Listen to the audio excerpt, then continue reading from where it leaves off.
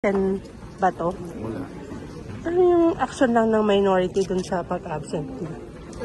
Ang napaka-importante kasi is that may sistema tayo ng hustisya sa ating bansa at ang korte ang nakakasako. Di ba? So, kung ikaw, threaten ang life at liberty mo, di ba? Anong options ang gagawin mo?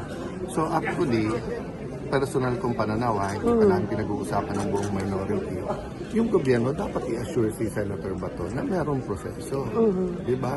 Kasi kung sasabihin anytime pwede kang damputin at dalhin sa ibang bansa, hindi ko sinasabing option sa lahat yun na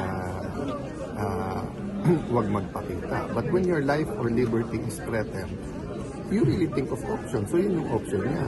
So, rather than pag-initan siya na parang bakit ka wala dito, ang question, bakit walang assurance na proprotektahan ang karapatan? Thank you, sir.